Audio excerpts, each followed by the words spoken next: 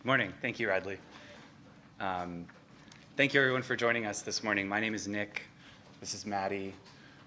We're excited to share our work this semester with the Earth Institute, developing new interdisciplinary climate change adaptation initiatives. A very broad topic, to say the least.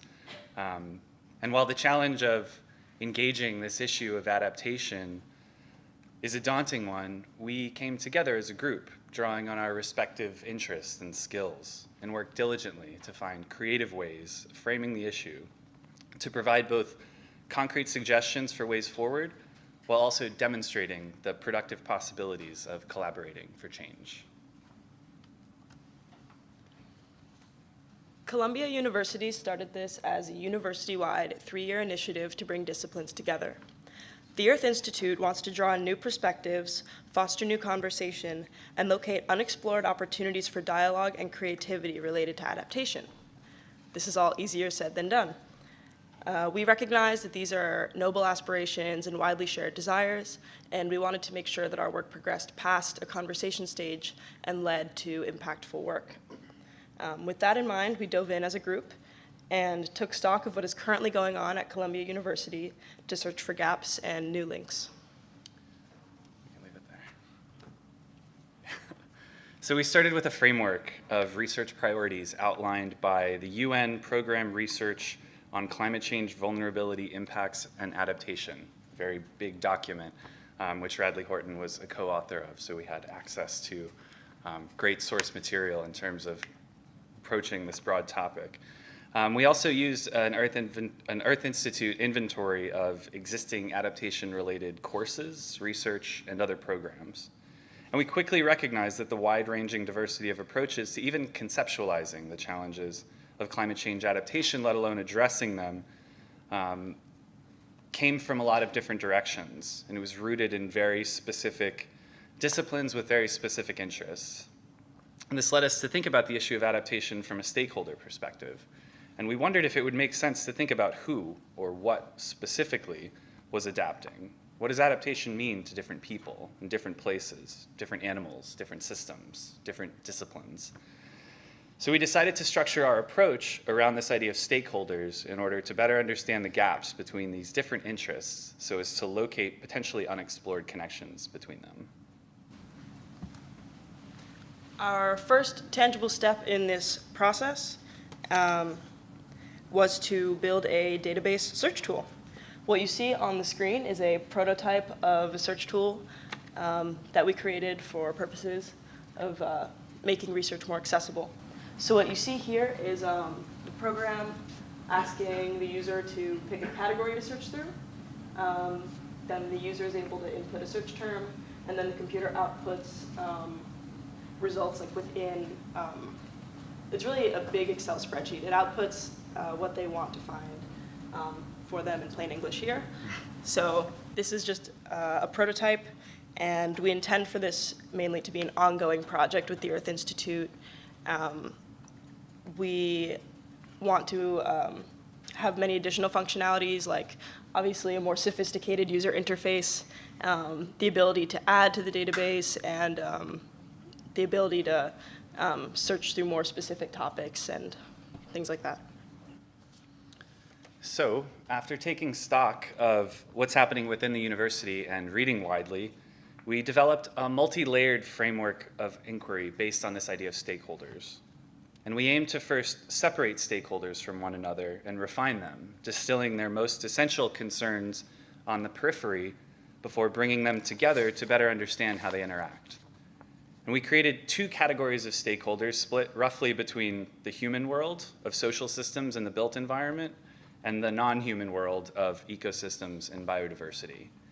And we fully recognize that these are not 2 distinct and completely separate arenas, that they're actually highly interrelated. But it's precisely this reason why we wanted to move to the edges of those spaces where they converge and find the gaps in current research. So from these edges, we examined where they converge in what we considered to be more or less equal proportion, where they interact, where they actually compete for resources, and where adaptation takes on its highest stakes. We also recognize that these dynamic spaces are still very broad and not very much help in narrowing down this field of inquiry. So we developed a set of 5 dimensions within each of these 3 pillars, organized again according to what we determined to be key stakeholder groups, groups with different perspectives that, while overlapping significantly most of the time, could withstand the separation from one another and still represent coherent, independent approaches to adaptation. We rooted this process in what we termed conventional adaptation scholarship, basically what's being done under the umbrella of adaptation work currently. From here, we looked for connections that offered unique entry points to these same issues, but from other perspectives, which might broaden the scope of possible solutions through as yet unexplored dialogue. We were interested in the contributions from the humanities and from what is commonly referred to as local knowledge or indigenous knowledge. And additionally, we wanted to explore the work being done both by students and faculty, building on the information we had gathered earlier from the Earth Institute, as well as alumni, to explore possible unconventional, unexpected opportunities for collaboration. So we packaged this literature review in 3 parts, or as we affectionately coin them, bundles. We have these 3 bundles that we're providing to the steering committee that Radley discussed is in charge of this initiative. And so with each of these bundles, we've aimed to provide easily digestible summaries of what we've determined to be the most compelling work that we've come across during our research. And weave a thread through these 5 dimensions and 3 pillars that hopefully opens up new ways of thinking about adaptation. We also realize that everything I just said is very abstract, and we want to illustrate what we're talking about by going through some of the sources we've identified under the social systems and the built environment pillar and quickly describe how we link them. So, okay. For example, we started with the work of Mike Gerard, who's at Columbia University, whose work focuses on climate refugees issues of environmental justice. This led us to the work of a researcher at Universitat Autònoma de Barcelona, who her research focuses on, or the source that we found from her, discussed how urban adaptation strategies often disadvantages already vulnerable groups. This was a good point of departure to the work of Sonia Depic and Sanin Hasibovic, which we placed into our humanities category. And their work explored how social ecological resilience thinking was a good way to bridge together transdisciplinary research in the field of climate change adaptation. They found that using social ecological resilience thinking, or what they refer to as SER, allowed the conversation to challenge typical political administrative structures to allow for more creativity and better critical thinking within the discussion of climate change adaptation. From there, looking further afield into transdisciplinary research and then furthermore into more local knowledge, we looked into the work of Carol Forbatko and Heather Lazarus in their research of people living on the island of Tuvalu in the South Pacific. In their work, they challenged typical Western ideas of climate change and juxtaposed them with local perspectives at Tuvalu. And they found that using more local perspectives in their discussion of adaptation strategies led to more effective and basically more considerate strategies, which focused more on human rights and global citizenship, which brings us right back to the work of Michael Gerard. So as you can see, these 5 categories were very helpful for us in linking across these disciplines. And we understand that there's more room for inquiry within this system that can be further explored by the Earth Institute. And there are many more connections that can be made and many more productive sites of collaboration. So with that in mind, we have the following recommendations for the steering committee. Firstly, to continue to develop the database search tool that we've started so as to provide functionality that can both catalog the work being done and provide access to that information in a way that allows users, be they students, faculty, or administrators, to better engage within the community around these issues.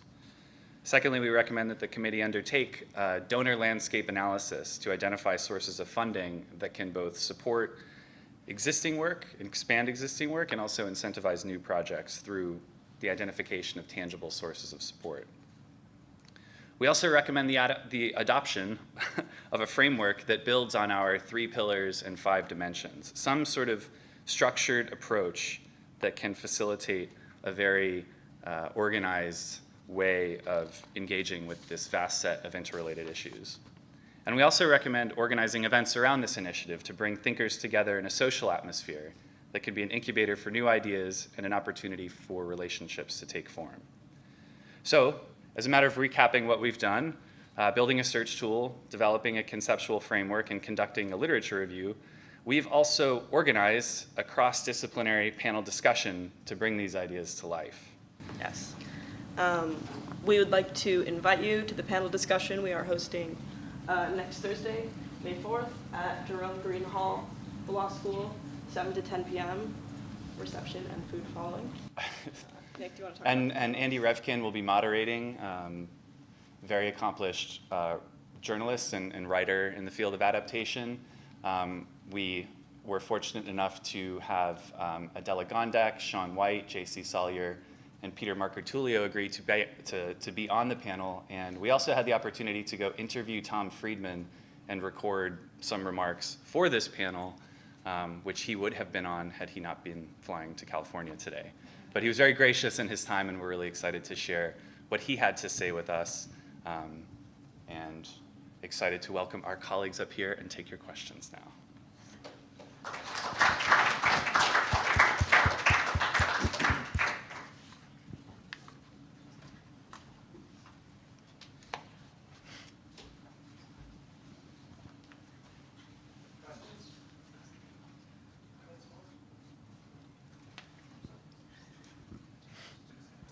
I have a simple one. How do you access this search tool? That's exactly what we suggest the Earth Institute work on finding a solution to. We just took it upon ourselves to sort of do the back end to kind of conceptualize it and build out a very basic framework that we have worked with them specifically to hand off so they can keep doing that work.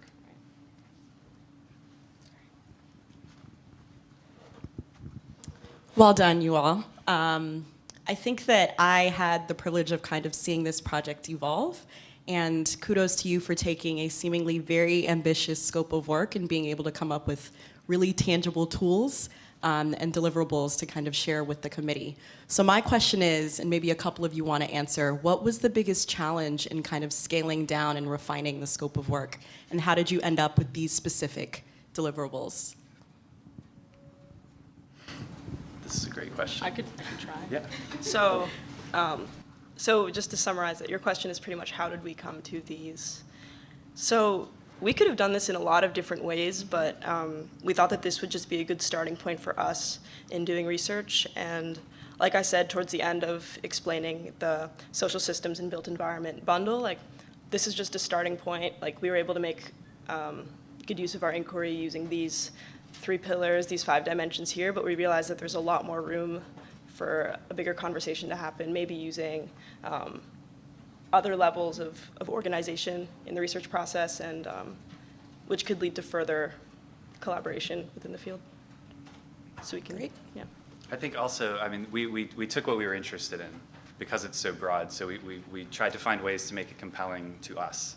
So we thought that, this is basically the outcropping of several weeks of discussion and reading that we had in the beginning of the semester, and we wanted to put ourselves in this project, and we all worked really, really hard on this. I think this was something that we all felt very passionate about and committed to, so we wanted to make sure that we were doing things that we were interested in, be that Absolutely. a way of thinking about the literature review, organizing an event, doing a search tool, and also drawing on our skills. Great, very impressive. Yeah. I was going to say, I think our research we also had to strike a balance between really touching upon kind of some of the key documents, key areas of research within this field, but also trying to find things that were new that tied together into some of those more, central documents that we were looking at. So it was definitely a balance of looking at that stuff, but also kind of expanding the scope of research within this field and looking to new kind of innovative sources. Great, really well done.